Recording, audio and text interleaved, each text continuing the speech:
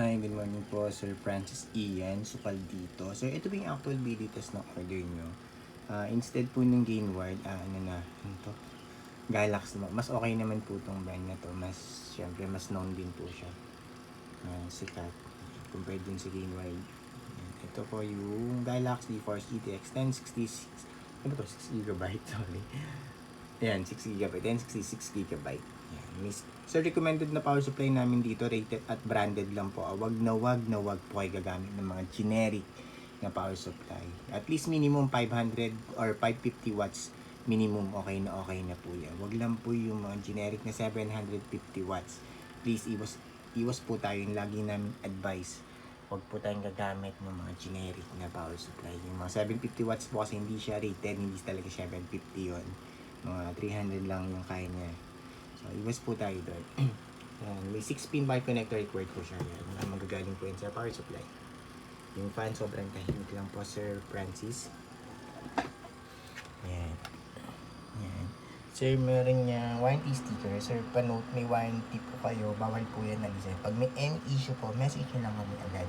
I-head naman namin kayo. So, nothing to worry. Pag may issue, message nyo lang po kami agad. I-head namin kayo. Sir, please note, yung pag nasunog yung video card, hindi po siya covered. Lahat naman po yan, mga computer parts, once nasunog po siya, hindi po siya covered ng warranty. So, ingat po tayo gumamit ng mga power supply. Serial number. Warranty sticker natin dalawa. Okay? Yan yung fan. Sobrang tahimik lang yan. So, alright? Nakatutok na po yan yung camera natin. Napakatahimik lang.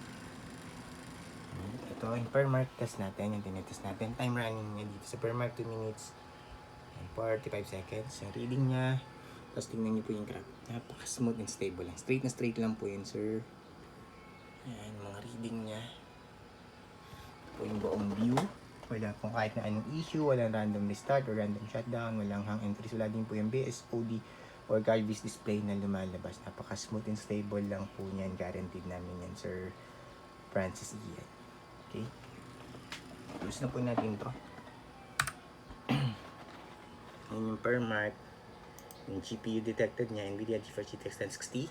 Saan natin? Yan. CPU-Z po, details and specs natin sa CPU-Z. Yan. Sensor. Yan, lahat naman niya may reading. Alright.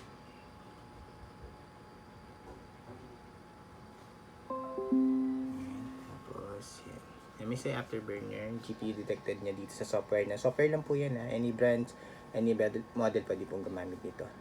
NVIDIA GeForce GTX 1066GB. Alright. Tapos, driver check. Sige. Device manager. Display adapter. Alright, yan po. Tapos, time check po. Ayan, Sir Francis Ian, Sukal dito. Yan, time check. Yan, dito lang tayo.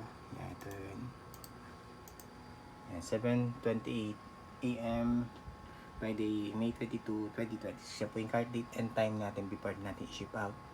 Antanas muna natin. Isa pa. Dito, new tab ulit tayo dito naman. Ayan.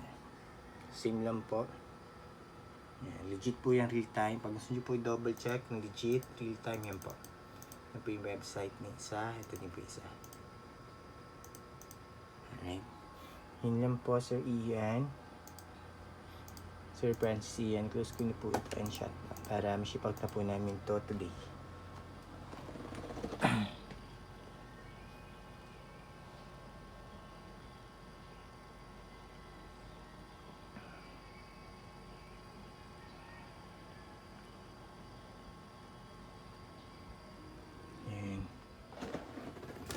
So, yung fan, yan po, Sir Galax.